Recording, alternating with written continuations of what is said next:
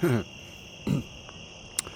know you're in Ontario camping in late August from the sound of cicadas, and that's what we're hearing.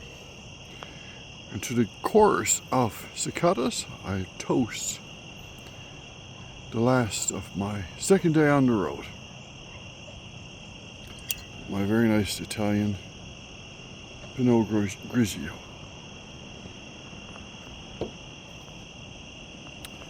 Nice campground.